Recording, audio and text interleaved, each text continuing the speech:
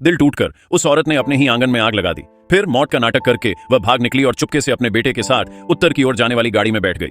आधा साल बीत गया। क्राउन प्रिंस, जो 1000 मील दूर आपदा राहत का काम कर रहे थे, आखिरकार ईस्टर्न पैलेस लौट आए। लेकिन उन्हें पता चला कि जो अटेंडेंट हमेशा उनका स्वागत करने के लिए इतना उत्सुक रहता था, वह कहीं नहीं दिख रहा था। उन्होंने अपने पास खड़े हिजड़े से पूछा और पता चला कि वह औरत 6 महीने पहले आग में मर गई थी। फिर से कहो महाराज। जियांग शुसी ने कहा। वुडोंग आंगन खत्म हो गया है, पूरी तरह से नष्ट हो गया है। उसे उम्मीद थी कि क्राउन प्रिंस यह खबर सुनकर बहुत खुश होंगे, क्योंकि उन्हें यह औरत कभी पसंद नहीं आई थी। लेकिन यह सुनकर वह पूरी तरह से हैरान रह गए।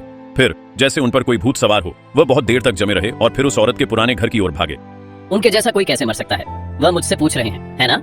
उन्हें बस एक टाइटल चाहिए, है ना?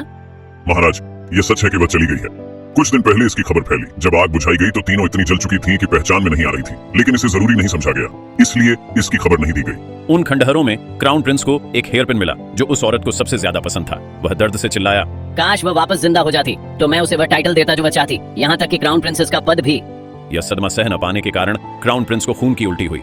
अब जाकर उसे एहसास हुआ कि उसे अनजाने में बहुत पहले इस औरत से प्यार हो गया था, लेकिन बहुत देर हो चुकी थी। पता चला कि वह औरत असल में प्रधानमंत्री के घर में एक रखैल की बेटी थी। उसकी बहन उसकी इज्जत खराब करना चाहती थी, इसलिए उसने चुपके से उसकी चाय में नशीला पदार्थ मिला दिया, जिससे उसका क्राउन प्रिंस के साथ अचानक अफेयर हो गया।